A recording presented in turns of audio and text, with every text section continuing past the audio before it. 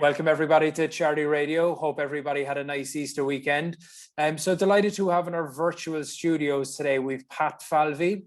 So Pat was the first person in the world to compete the 7 summits twice.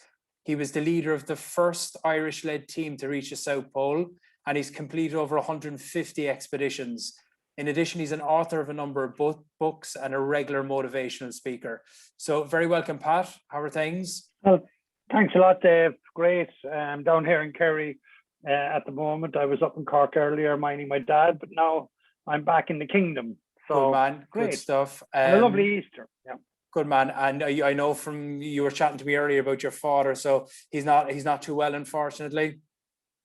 No, we were misfortunate. My mother died in December. A terrible time actually for anyone to die. And then when we went to the funeral, they just had relaxed it, and every single one of us got the COVID, and it nearly killed my dad. So he's just out after 35 days being in hospital on life-altering conditions. So it's 24/7 care now, even though he's one of the most positive people I know, even in his conditions. So it's onwards and upwards, and like, let's hope 2021 we'll have no more catastrophes, and we get into 2022 looking forward to this disaster of pandemic being behind us. Absolutely. Well, amen to that. Fair play to you, Pat, for being having such a positive kind of outlook. I know from seeing your things online that you have a very close relationship, or you do have a very close relationship with your father. He was hugely inspirational in terms of your mentor, I think you were even calling him at one stage. So maybe that's an appropriate place to start, right? So you're obviously living in Kerry, an adopted Kerry man now at this stage. But let's go back to your days in Cork. You were born and grown in Brogherd, the north side of Cork City, 6 siblings, big family. So do you want to take it from there, Pat, and give us a kind of a background on your growing up in Cork? Well, I suppose I lived on the north side of the Cork City, and we lived among 5,000 council houses. And I lived about 400 yards from my grandmother, which was down a hill. And at the age of 6, I went to live with my grandmother, who had a major influence in my life, in the sense she started me on my first business, buying me a pram at the time.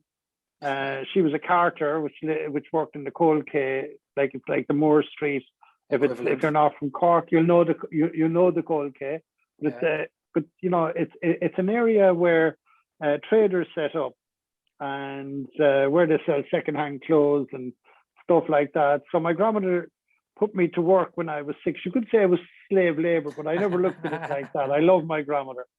And I used to run up and down the steps. I probably, at that stage, became one of the youngest door-to-door salesmen, not alone in Cork, Ireland, Europe, but the world. I was 6 years of age with my pram, running up and down, asking people did they have any old clothes.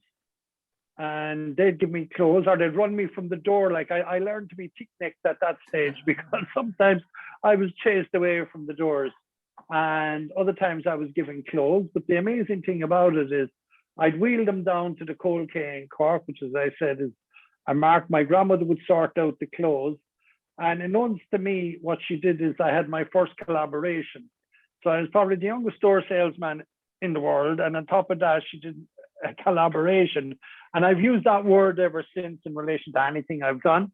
So she gave me 20% of everything I collected. She was a crafty woman, so Pat. Well, she got our stock and trade cost nothing, because it was collecting stuff door to door. And then when I brought it to the coal quay, because I was doing all the running and the hard work, and I did this for 6 or 7 years when I lived with my grandmother, and she was a carter, which is doing this type of stuff, because her husband left her with 6 kids during World War II, and left her destitute, having to rear 6 kids. So she turned to, selling fruit from the back of a horse and trap, and moved on to clothes. So that was her stock and trade. So she sorted them out.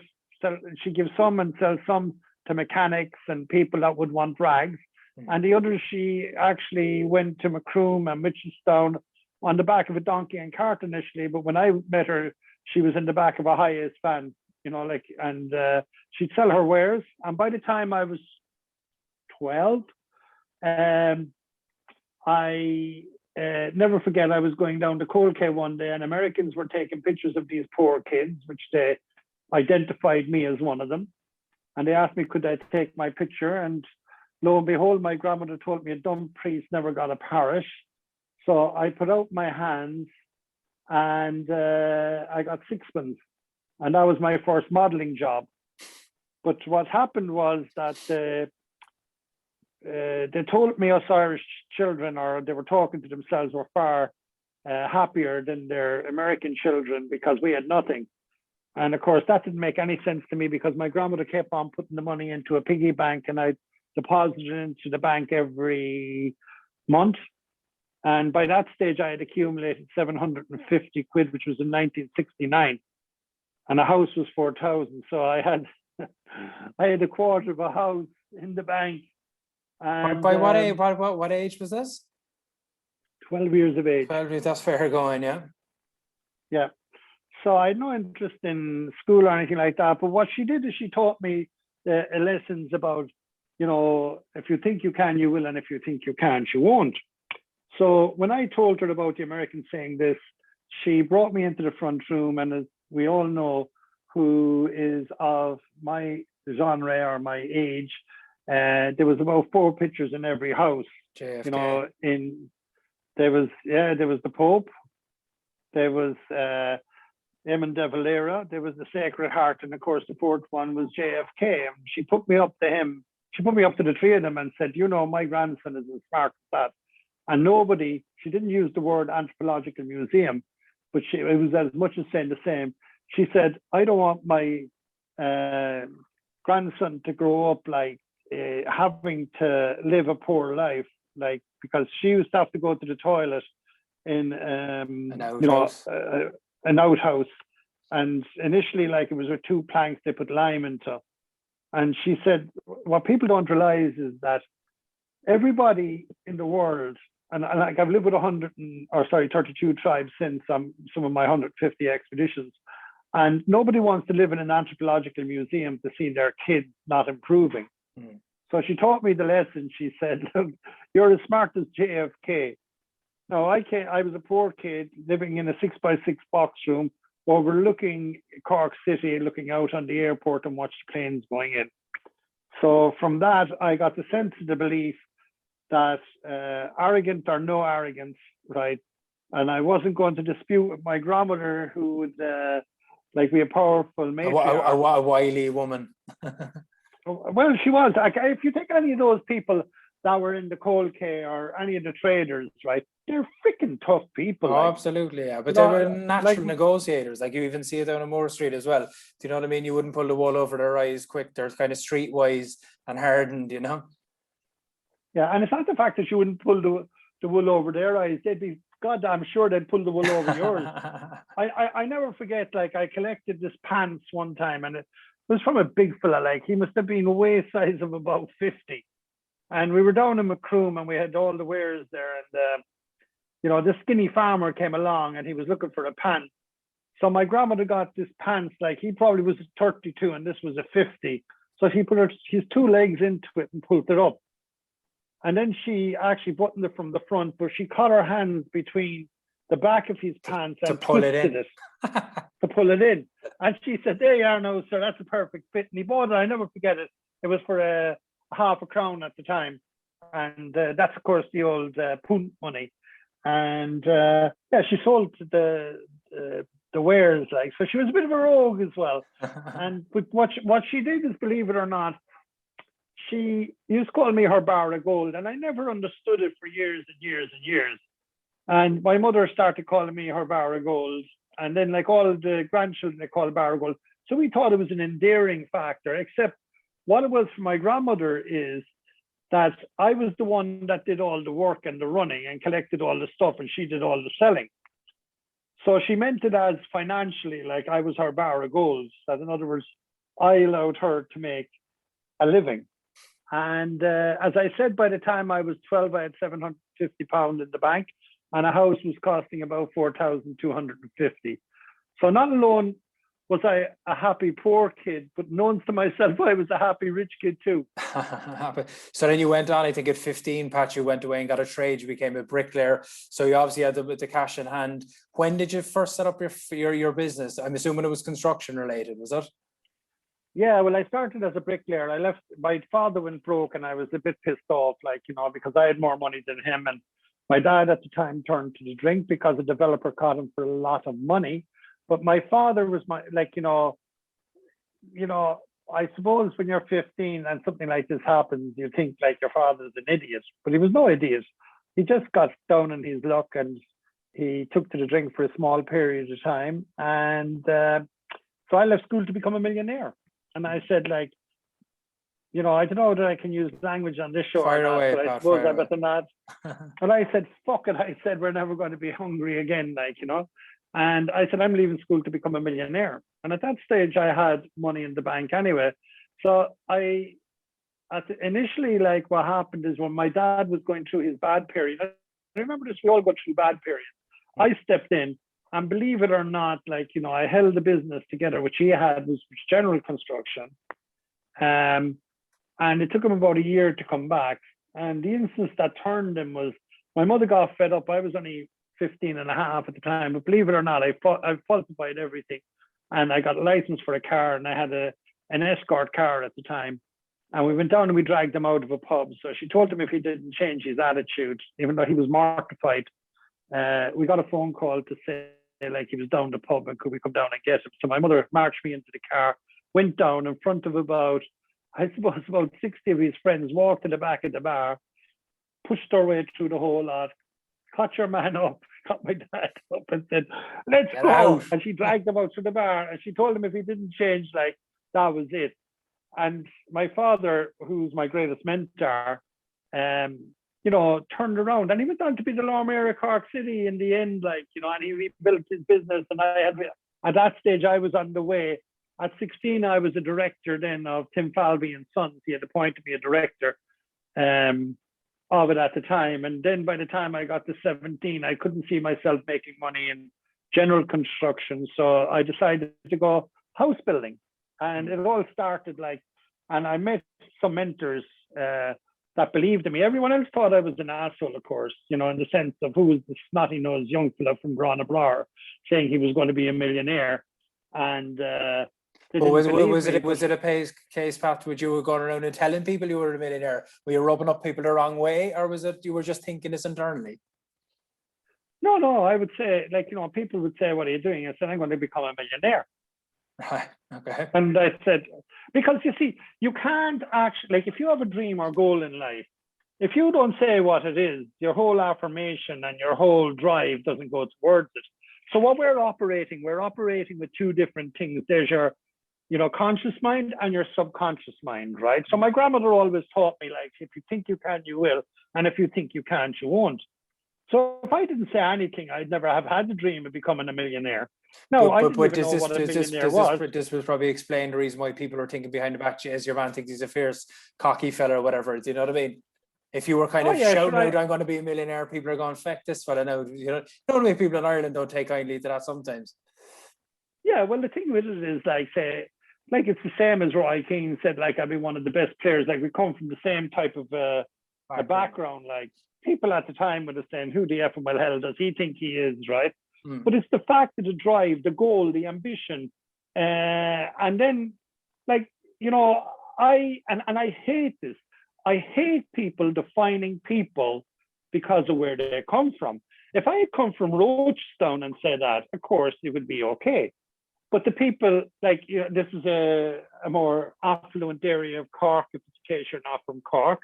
It's like coming from Foxrock or from, Oxford in the likes of England. So therefore, when you step outside your comfort zone and you put your head on the parapet, the critics actually come down upon you fairly fast. And those critics, by the way, sometimes can be those very close to you. Sometimes it is your own tribe. I'm part of an amazing tribe, a tribe that I'm very proud of. Is the Nori tribe.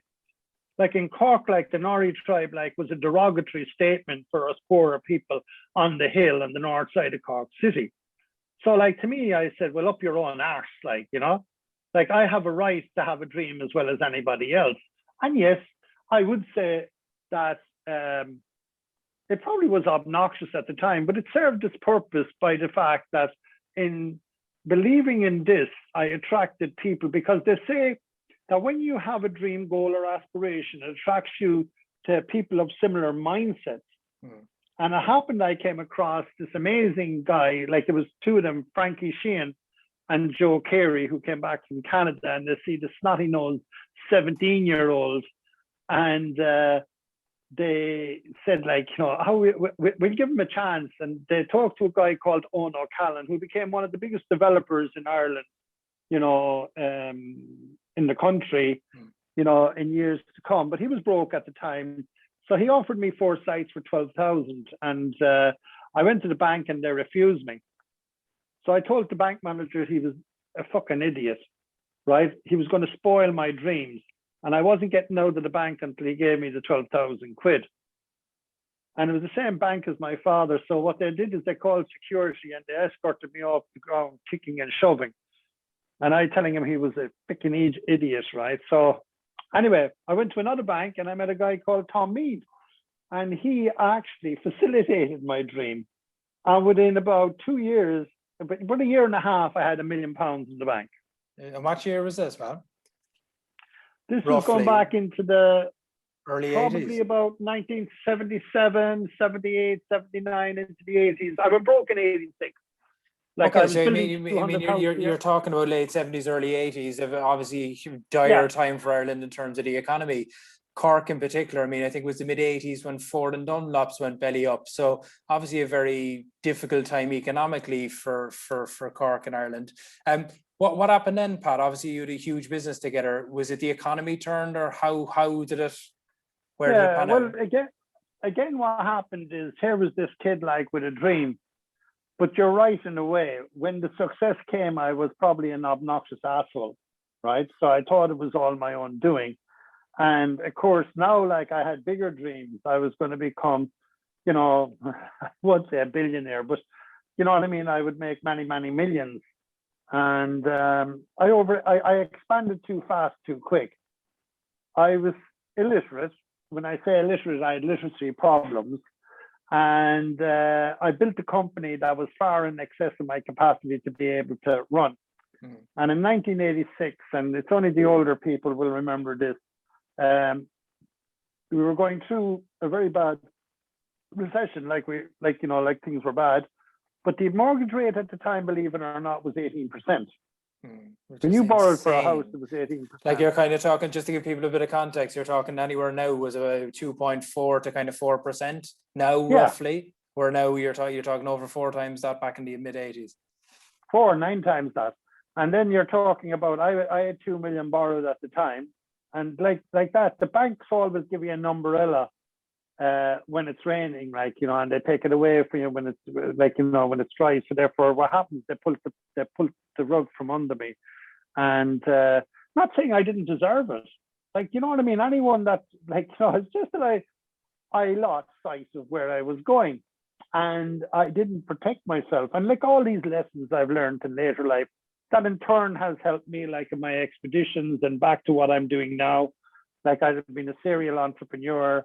You know, one of the things we're doing at the moment is setting up a business. And remember, everything I say to you is prefaced by the fact I'm a bricklayer that came from Granabraher, from a 6x6 box room.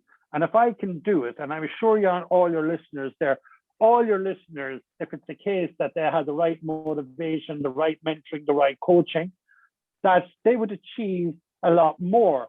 And one of the greatest things, I believe, mediocrity, like, you know, is something that we should never have, because most people set their dreams too low, achieve it too fast, and then they actually stick. Whereas when you have massive, audacious goals, it's the journey is important. My dad said to me one time, he said, son, he said, dream and dream big.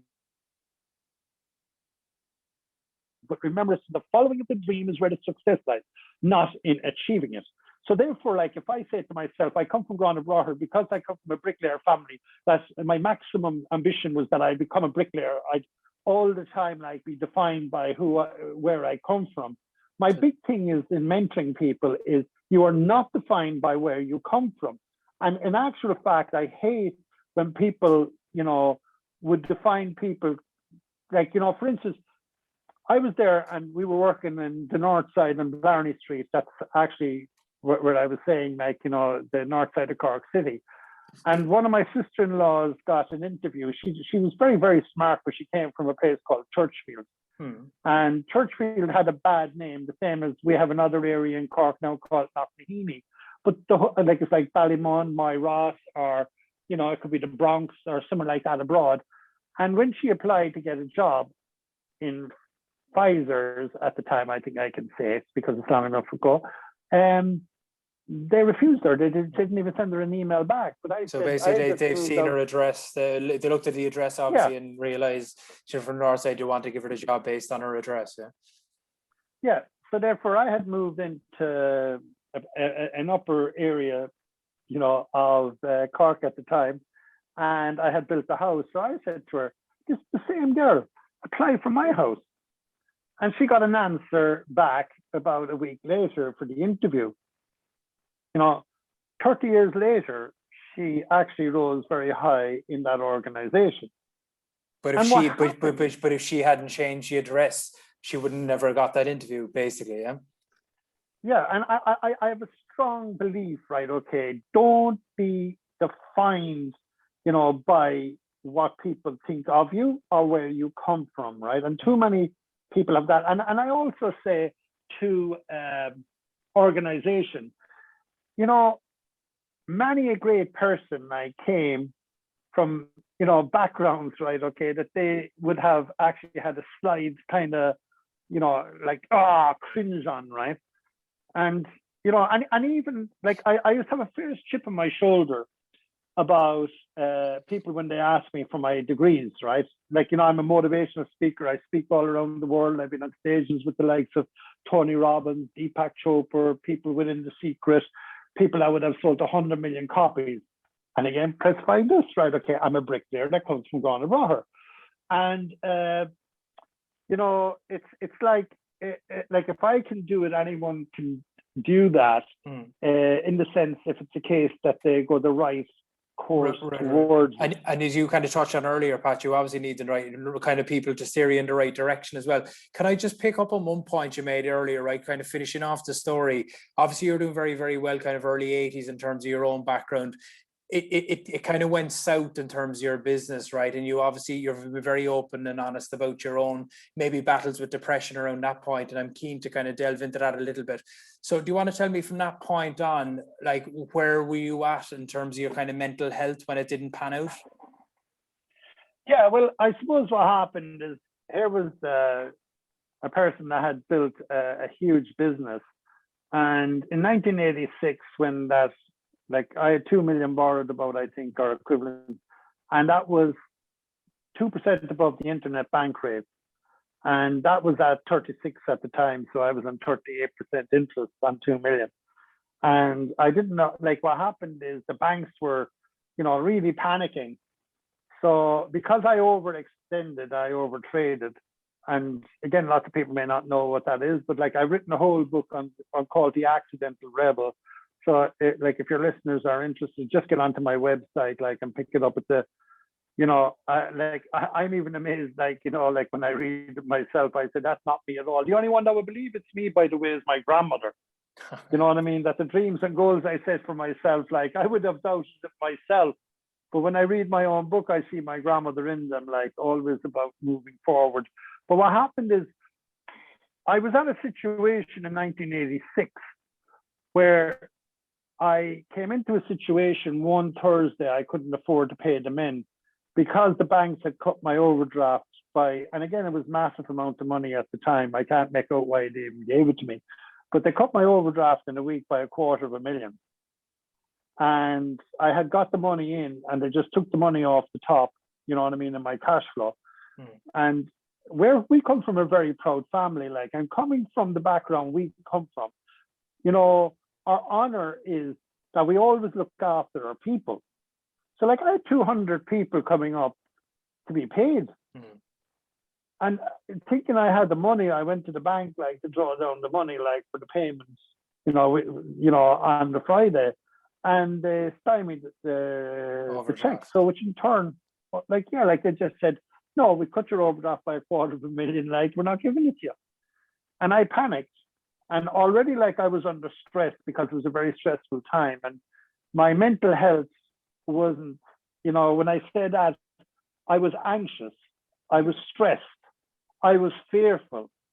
So all of those things like coming together, right? Okay, can affect the endorphins in your body, and actually, create the chemical reaction that would get you depressed. So I just was totally shit scared. And I was scared to tell my family like that I couldn't afford to pay the men, or if my dad like would go absolutely nuts to say that I got myself into this situation. So I shut up. I didn't tell anybody, and I was going further and further down. But anyway, I decided, I was in anger, and I remember coming out of the bank, which was in Bridge Street, which is near our main city centre in Cork, and I headed out the roads. I had the Fuego car at the time, which is like a sports car, and I headed for the Dublin road, and I sped up the road because that's to get the adrenaline going. And when I got up by Sarsfields Court, which is about 15 miles outside our city, I turned the car and I drove back towards Cork. And I came down a place called the Marina. And I know if this is just for Cork, but I know like if it's gone out for anyone that doesn't understand Cork, I came down the Marina, and this is actually like alongside the river. And I turned by an open wharf by a place called where a railway is at the moment, Cork City Railway. And I drove straight towards the pier and to go into full tide and take my own life through suicide. And it was all set down on the accelerator, 60, 70, probably was even 80 miles an hour coming around the corner, headed like about 100 yards towards the wharf. And as I did, I see my two boys' faces jammed on the brakes, right, okay? And by Christ, I just stopped within 4 inches of going into the water. And I was shaken. I was profusely sweating. I was, I couldn't believe that I was about to do this. And what happened is I remember like I was just in shock because what stopped you, Pat? Was there anything in your head that flashed in, or what made you stop? Yeah, my two sons flashed in my head. Oh, you're all right. At that stage, like in other words, I just seen them, and it was as if they were saying, I could see their smiling faces, and I could see like that this would be devastating to them. It's not that it was devastating to me. Like I was quite, ready to go, like, and like that's the reason why I say when something happens to someone, they should always talk, right? Okay. And I became a patron like of Suicide Aware after that. I said to people like, take a look, right? Okay, you should always talk to somebody. If you look at my life since, none of this would happen. I have 2 lovely grandchildren now, right? I've had an amazing life with 150 expeditions that I would never have had if I had done that. I've lived with 32 tribes all around the world. I live in an amazing place. I love every single minute. I'm nearly in nirvana in relation to having the learnings that I have had from my Buddhist philosophy, being a Catholic in religion and a Buddhist in philosophy, which has made me a social capitalist. And that has given me the religion, as my mother says, do you believe in heaven? And I said, like, I don't, but I tell her I'm an agnostic. She's dead now in the last couple of months. I said, Mom, I'm an agnostic. And she said, yeah, that's a cowardly Catholic. So in reality, I would have a fierce identification with everybody. No matter how many people are listening here, there could be 10, there could be 100, there could be 1,000, there could be 20,000, there could be 1,000,000. And all I'm saying, throughout one's life, everybody at some stage or another will have suffered in that realm.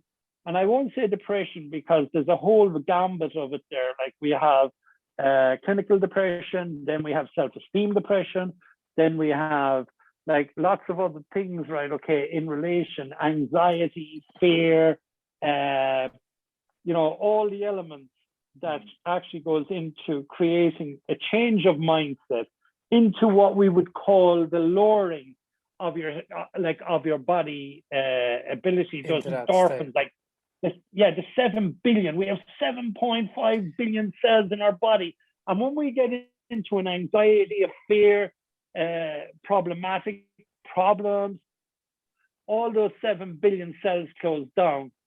And, you know, what I do believe is that they can be changed in an instant. In my book, You Have the Power. Pat, can I just pick up on motivation. just the one thing there, right? Just picking up on that in terms of getting out of that state of mind, right? So obviously you were at a very low point in your life. Luckily, you just stopped right at the edge. You didn't go over. Like what did you do to kind of get yourself back up and running? Did you see a psychotherapist? Did you draw from, say, we were on about kind of religion or spirituality? Yeah, did you no. Help from somebody, family members, or how did you get out of it? Yeah, like my best psychotherapist at the time was my own wife, who, and then my own family. Like, if you take it, they're the people that love you. And I talk a big bit about unsung heroes, right? So, like, in everyone's life, there's the unsung heroes, the people that believe in them. You know, like my problem at the time is I just didn't want to tell anyone because of embarrassment of, you know, ego, you know, and stuff Pride, like a huge that. amount of pride too. But I remember that night. Yeah, and that's what I was going to say, like the pride side of it. That, in other words, what would people say of me? Like, and I never forget, you know, and this is the importance, like, of anyone that's suffering in any way, like in relation to any of the problems that actually affect the mind, is to talk to somebody. So I drove that night back, and I got in about 2 o'clock in the morning. I was afraid to go home even, like I was ashamed of myself. Like, how could I do such a thing? Because I'm usually an upbeat person. I have always been an upbeat person. But you're probably in a massive amount of shock as well, I'd say. The fact that you had gone right literally to the edge, you know, so you must have been in a massive state of shock as well as everything else. Yeah. So, like, when I went home, I never forget. And, you know, I would have been a hard-nosed, tough businessman, right? Which sometimes I don't like when I look back at my life, but there were transitions, right? The maturity have changed a lot of that. I think a lot of the people that wouldn't have liked me back there now and still probably don't like me today, if they think back there, like, see a different Pat Falvey in who he is. And that's the thing to do with time, maturity, you know, and moving on with life. But the big thing I would say, like, my changing point was when my wife said, talk to your dad. And of course, that was like, oh, geez, I get the shit kicked out of me. In the sense, even though I was like in my 20s, you know, he'd have a fair sense of pride, right? And what happened is that I did, and believe it or not, I had my back. And this is the importance of unsung heroes. So, like, if you're in a situation like I was, just, you know, just take it if you can have these unsung heroes that all the time have your back. And family and good friends. Like, I thought I had loads of friends. In reality, in your life, you're probably going to have, if you have 2 or 3 good friends, like, that will have your back, like, you're very lucky. You'll have friends and acquaintances. So what happened is that I went and I told my mom and dad. In turn, like, you know, they said, like, we tell the staff. So I was, like, ashamed of my life, like, going to there. And believe it or not, we did. And we talked. Everybody understood. Within a week or 2, we had the problem sorted out. In the sense, like, the bank had broke their agreement with me that if I got the money in, that they would have left the status quo stand. I in turn got my overdraft back. Everybody was paid at that specific time, except, like, now I had to wind down the business. But I was more happy that I could get back. The following week, one of my secretary's fathers came into me and he said, will I go hill walking? And that was alien to me because I thought I was a workaholic.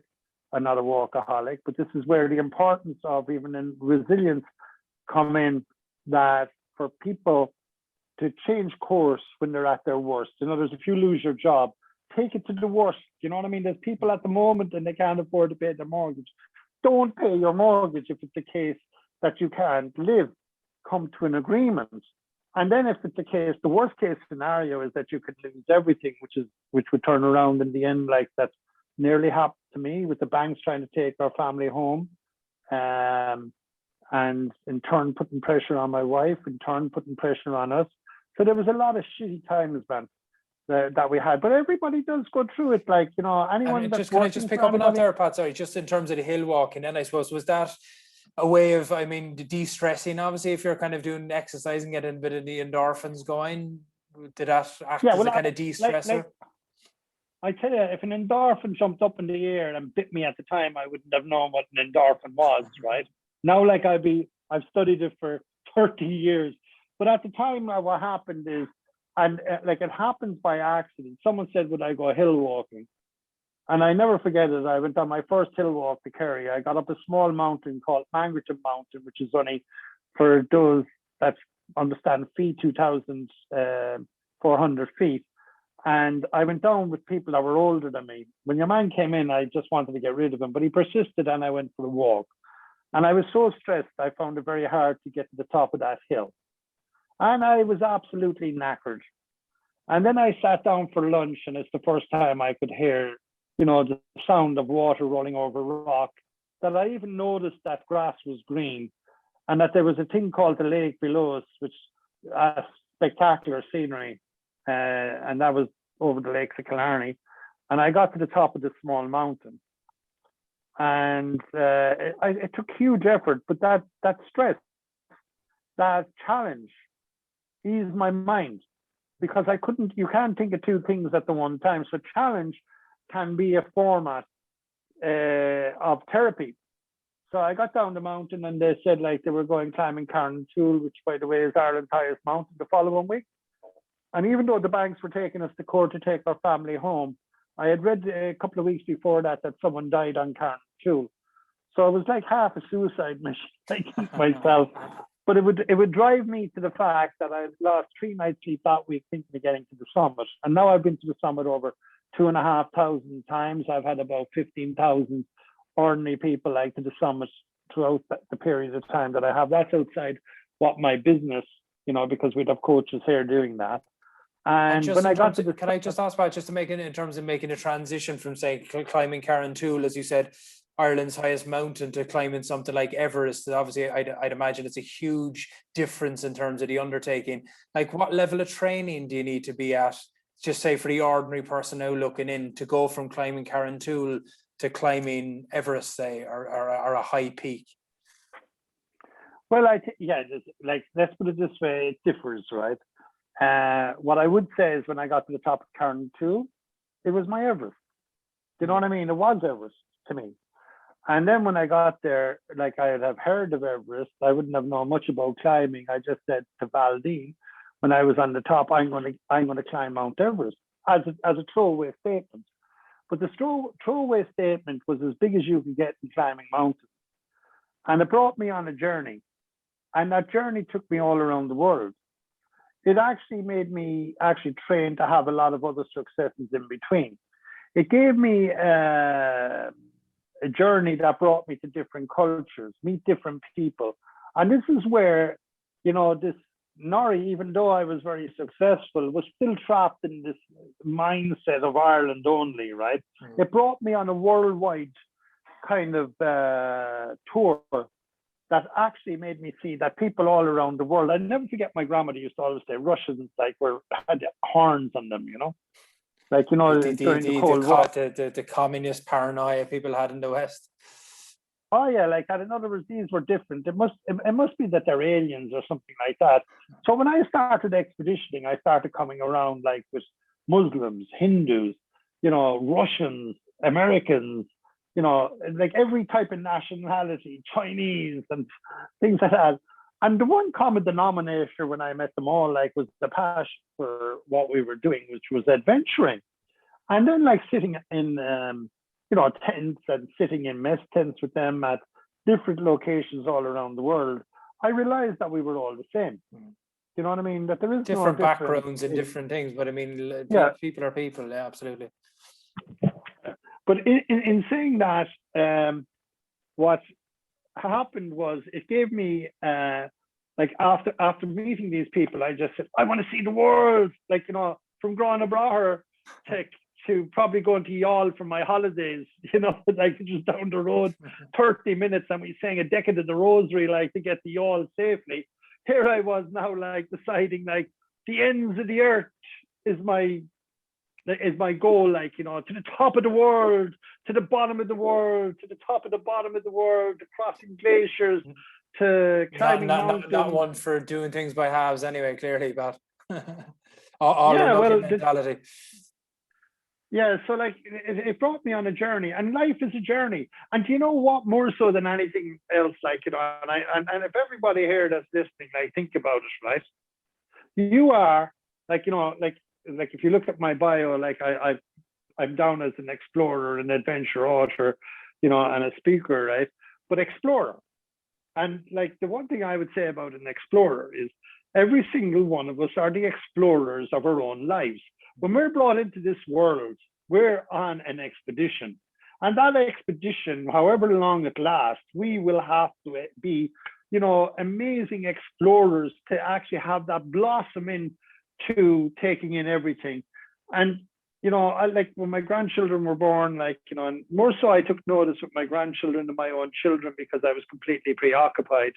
And I'm so glad, like, I got this chance, like, to be still living, because on what I do in the extreme world, like over 50 climbers I'd have climbed would have died. And that's not saying like that they're on suicide missions either, but like I've learned in terms of the danger of it. The danger, yeah, is phenomenal. So you know, I've learned always to have a plan A, B, C, and D in relation to what I do. Can I just pick up, Pat? Can I just pick up on in terms of kind of hairy moments? I listened to a podcast there recently of Damien Brown. I don't know if you come across him. He's a fellow from Galway. He actually rode across the Atlantic. It took him 63 days, right? But he was saying on day 9, he'd this horrendous storm, and he basically nearly had to kind of abandon ship, literally and metaphorically. But and it was life threatening. I think other people who were doing the voyage as well, not with him, but kind of at a similar time, had to get a rescue. People had to be rescued, basically, right? So just from your own years of doing the expeditions, what was the kind of hairiest moment you had in terms of, you know? Well, I've had a huge amount of hairy moments. Like anyone that do what I do, like and part of it is the excitement as well, the adrenaline buzz. Like, you know, when you survive death. Like say, for instance, when I was on Everest, twice on Everest. Once I had to bury a guy on Everest. It was my first expedition. We were doing a project with NASA to design.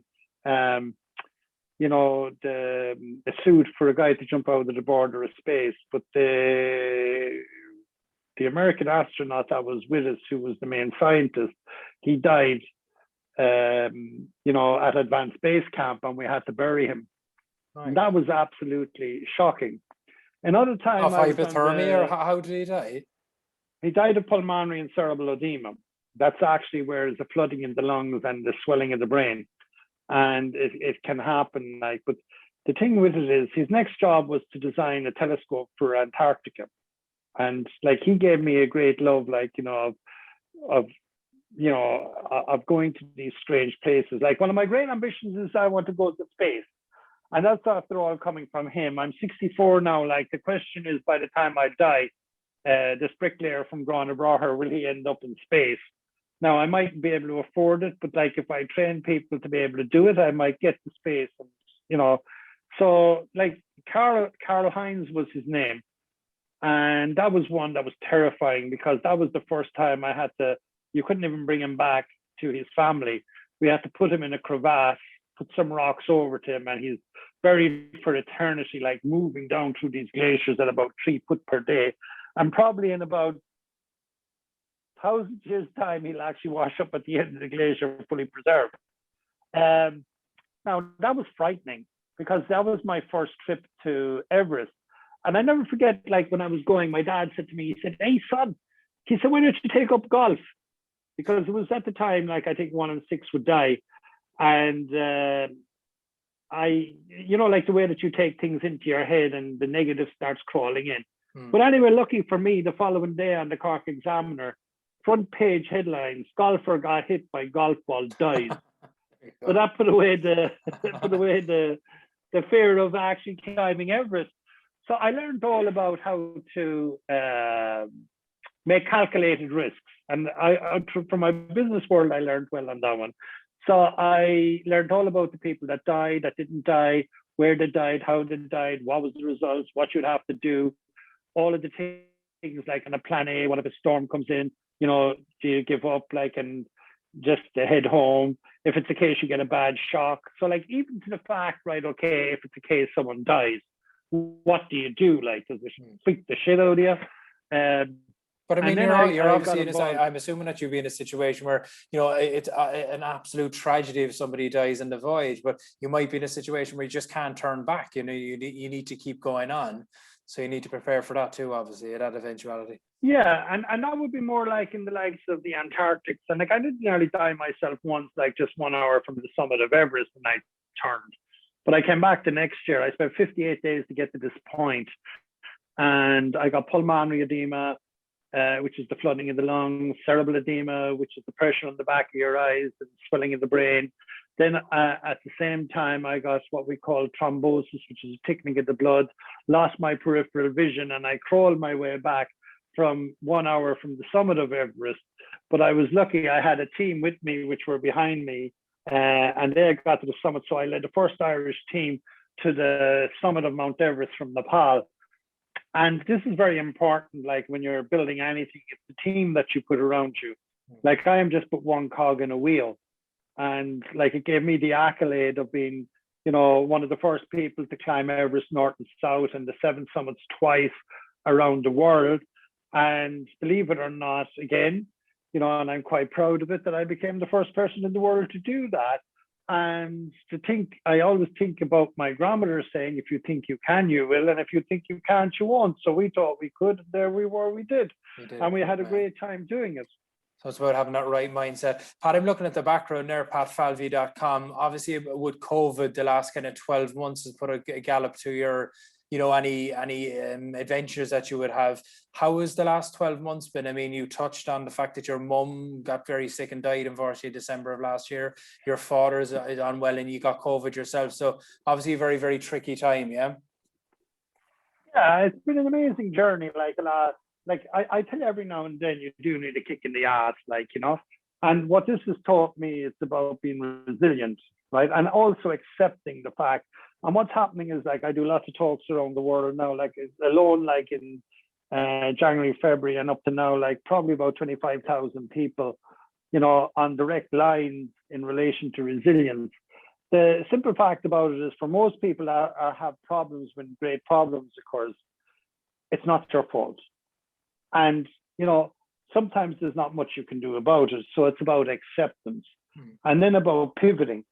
That, in other words, say, how can I pivot, or how can I get through this period? Because that's when the greatest stress comes in. And then, you know, it's okay not to be okay. Anyone that's out there, right, okay, has problems, it's okay not to be okay. Just be okay about not being okay. But do not be okay about not being okay for too long. That's when you need help. That's when the problems come in. So COVID, an amazing period for me, because I came back from an expedition. I was doing a retreat with some of my people in Zanzibar, a tropical island off the east coast of Africa. The year started amazing. Yeah, well, I was in Kilimanjaro. I'll give you an instance. January of that year, I had 500 people lined up for the year to do expeditions with me all around the world. In January, I ended up doing a project in Iceland on the volcanoes on global warming. I headed off down to Africa in mid-February, probably around Valentine's Day, climbed Kilimanjaro with a group, and then we went on to Zanzibar to do a retreat of mindset. And, you know, for some of our Forever Young members, that's our 50+ brigade, which we do. And I got back on the, I think, 8th of March, and I was ready to head for the Himalaya. And after the Himalayas, I was supposed to go to Russia, Africa, dog sledding in the Arctic. And I just got back in, and bang, the whole thing collapsed. I was also supposed to be speaking all around the world. And next, all of a sudden, it happened, you know, that all stopped. And then what happened is that was okay. We were all thinking 3 months. Then I went to 6 months. Then I went to 9 months. Now it's gone to 2 years. And like for me, in my foreign expeditions, we won't be back until December 2022, if we're back at all, and if we get back the same way. But I know like it'll be massive when we get back. So I decided to pivot and accept the fact there's nothing I can do. There's nothing I can do about the world pandemic, right? Only what I can do within my own domain. So as you see from around me in the room that I'm sitting, because we're talking on Skype, I know it's going out like as a podcast, like, and you won't see, but there's 8 cameras in my room, which in actual fact, right, okay, I pivoted, set up a TV studio down here and upstairs, and now we speak all around the world. And in actual fact, it's great because it's after giving me time to be with my family. And you said mom died, like I had about 8 months to be with my mom before she died. So it's such a relief that after all these years that I could love and give attention to my mom and now my dad, who, you know, got very serious. So from that point of view, then it was amazing. And then on top of that, I said, oh, let's write another book. You know, I was illiterate till I was 30, but I have 7 books written, like You Have the Power, The Accidental Rebel, The Summit, that actually was made into a film, and about 72 million people seen it worldwide. And to think that I was, you know, literacy problems till I was 30. So in reality now, like what COVID has done for me is I'm looking out the window here and I see 2 rabbits, I see a deer down the other side, I see the Lakes of Killarney in front of me. And, you know, for years, for 30 years, I traveled the world for 7 months of every year. And it's given me such an appreciation. So COVID has been good to me. Okay, in well, the sense that I've got a greater...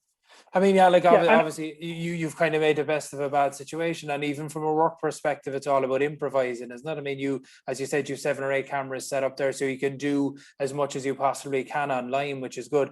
And then like from a personal point of view, then you get to spend 7-8 months with your mother, which you probably ordinarily wouldn't have got, only for the downtime you have with COVID. So, I mean, definitely positives to take from it. Pat, you touched on this Forever Young Club, and I saw you're doing a lot online, and that's how I actually came in contact with you originally. Do you want to just give us a quick background on what it is, Forever Young, and what you're doing at the moment? Yeah, well, the Forever Young Club I set up, and I'm the founder member of it now. Like we have like some other people coming in. There's a Jim Kerwin, like who's coming in, like, you know, as the CEO here. Like the Forever Young Club was all set up because of the fact when I was about 35 or 40, I had a fascination about older people in their 60s. By the way, I'm in my 60s now, joking about that, like, because it's being forever young. And I met this guy, and I was coming out of an expedition in the Himalayas by this highest Buddhist monastery, you know, called Tengbosha. It's like where Shangri-La, like that they would have quoted, would have been actually dictated from, right? And I seen this guy coming towards me. I said, come here. I said, what age are you? And then he told me he was 85. Now that's amazing because this is 13 days in from the nearest roadhead. This is like seeing my father, who's now like only 80, he's 87 next week actually. But it's like, my God, like, you know, could this be me when I'm 85, 86, 87? And then I asked him, would he go to a tea house? So we went to a tea house in the Buddhist monastery, and then he was followed by a group, and this group came in and this woman sat down alongside me. He was from Wales, his name was John. And then this woman came in and she sat down and she was talking to me and she went away. And believe it or not, I said to John, her name was Jean, I said, John, who's that? And he said, that's my girlfriend. And I go, what? Your girlfriend? She said, as if my son said it to me when he was 20, Dad, this is my girlfriend. And I said, what? And I said, where is she from? And he said, she's from Wales too. And she joined the hill walking club when she was 65. But anyway, the long and short of the story, I said, what age is she? She was 79 on her next birthday. She met him when he was 70. He only took up hill walking as a coal miner when he retired. When he was 65, he was 70 now. She was, 65, a retired school teacher. And from that time on, she planned three months away every year in third world countries for them to go walking. And I said, because it was 14 days to get to base camp, I said, and come here, where were you before here? He said, this is the end of their expedition.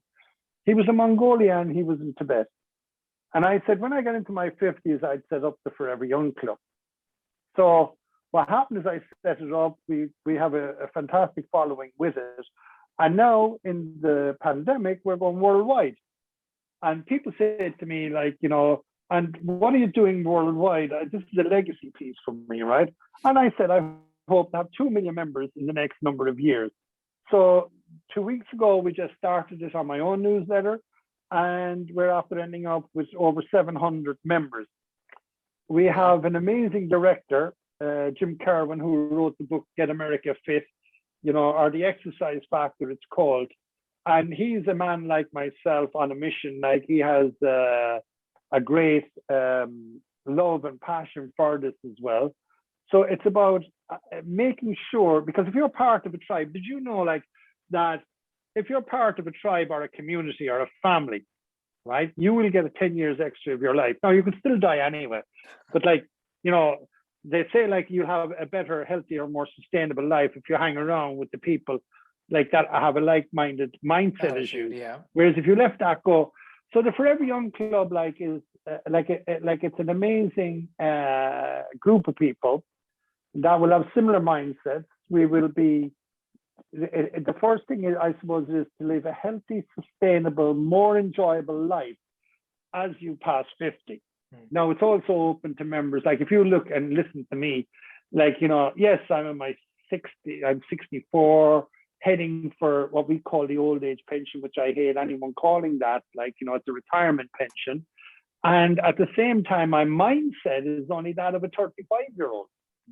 And because of my mindset being of a 35-year-old, I'm probably fitter, more agile than most 35-year-olds, right? And I get 40-year-olds saying to me, ringing me up and saying, am I too old to do something? And I'd say, bullshit. Let me tell you, like, you know, here, there's a picture of this man, right? Okay.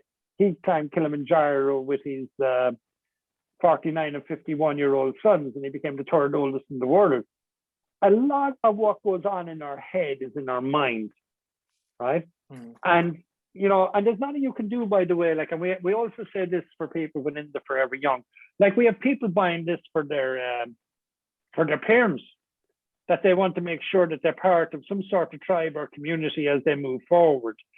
But, like, if you look at everybody and look at yourself there, what age are you now? 41, Pat.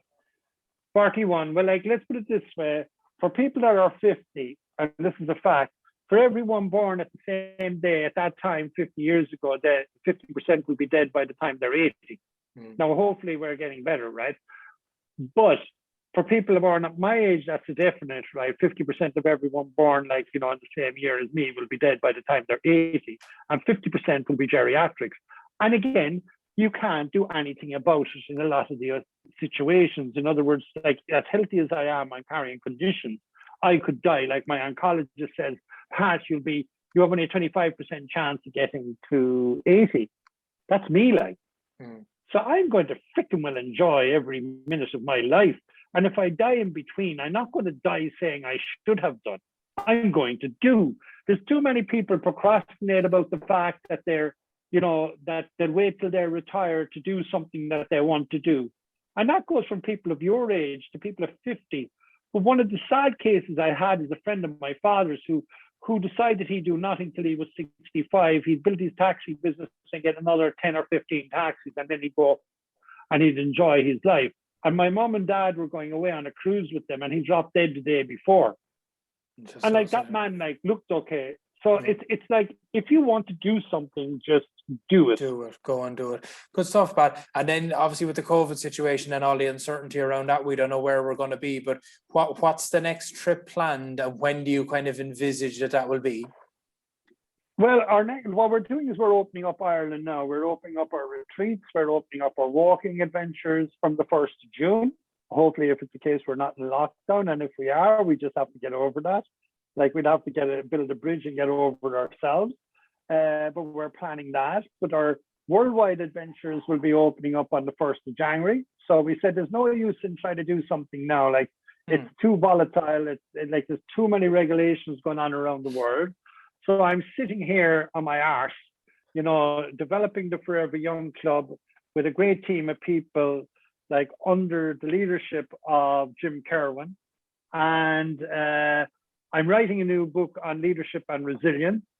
And then on top of that, like we're developing our speaking, online, and our courses. In other words, like about having the power, about resilience, about how to do all that. So we're developing a whole series of coaching. Like, well, one of the main businesses I have is that I'm a performance and I'm a mindset coach, right, for people, businesses, and organizations.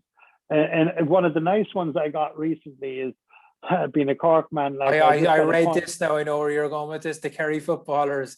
Come here, you like it's never be allowed to cross the honor. county bounds again. But do you realise that? Well, Kerry I'm wouldn't be All-Ireland. Yeah, I'm 25 years in Kerry, right? And I remember Kerry asked me, Cork didn't. So like Peter Keane was it? I read that, yeah. So Peter Keane was on to Peter Keane, Tim Murphy, and it's like, look, the thing with it is I would never be able to do this if COVID wasn't there, because I'd be some part around the world, like speaking on stages somewhere else in America, Canada, Africa, or I'd be on expedition. So to me, you know what the fantastic thing about the likes of this is? I get a chance to work with, I'm only a cog in a wheel, but I get a chance to work with 37 amazing, passionate, young people that have a dream, that have a goal, that aspire to be their best. And my job is to put it into them like that they do have the power. Now, I hope that I will have that time. Like I'm only in there now 2 months, right?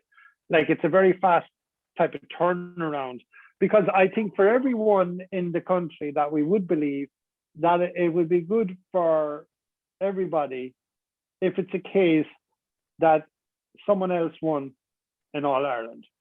I think it would be great for the game. We need to get on to Ronan McCarthy to get his finger out.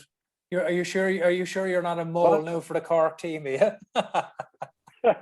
I'm positive, I do believe like that we have what it takes.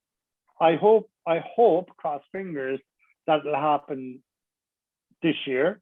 But what I'll say just on that, right? Being Dublin going for 7 in a row, it's just completely destroying the competitiveness of the championship.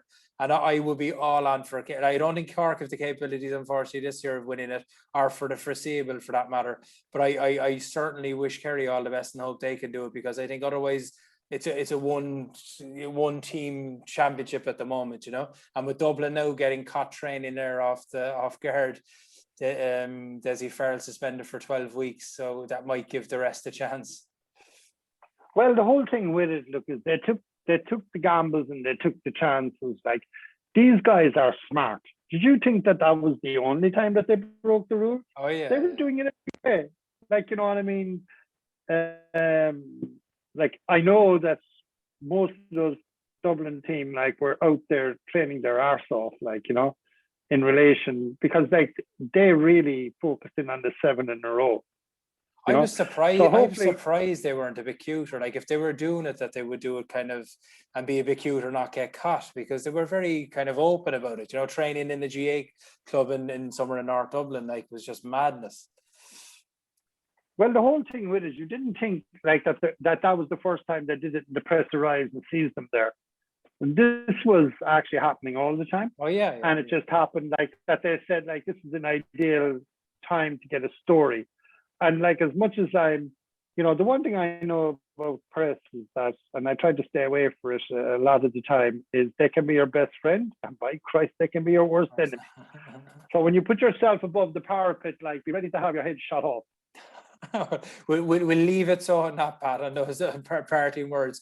Come here, for anybody listening now, just in terms of get information, patfalvey.com, is that the best place to get your information? The information is best get it at patfalvey.com. Yeah. And we have a new podcast series coming up as well, which will be just called the Pat Falvey Podcast. And there'll be some fantastic stuff on it. We'll be starting in about 2 or 3 weeks' time. But patfalvey.com, anything you want to find out about adventure, the Forever Young Club, there's different sections in it. If it's a case like that, one of our big things is coaching and mentoring. We have some amazing coaches here. And it's all about staying positive. For me, life isn't a rehearsal, it's a performance. So anybody out there, don't make it a rehearsal.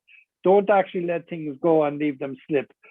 You know, take whatever is coming to you, because, you know, in the sense of trying to get the mindset that if things are bad and you have nothing to do with it, just run with it and try to pivot. And that's my thing. Have that resilience. And it's a natural, inherent attribute to have resilience, right? If you don't let it get in, if you don't let the problems get to your head too far. And that's when you need to speak. Look, I have people ringing me from all around the world. Like, I'm mentoring and coaching people that are in that mindset, because especially like in personal development, it's one of the greatest growing areas in the world today. And like, you'd be surprised, like, our brain is very complicated. And 90% of everything that I will be teaching or teach, right? Okay, do you know what it is? Common sense. Common sense, yeah, makes but sense. it's not so common. Yeah, that's true. Not so Okay. common. We'll leave it at that, Pat. Look, I really appreciate your time. Great chatting to you, and best wishes now for your father. I hope everything works out, you know.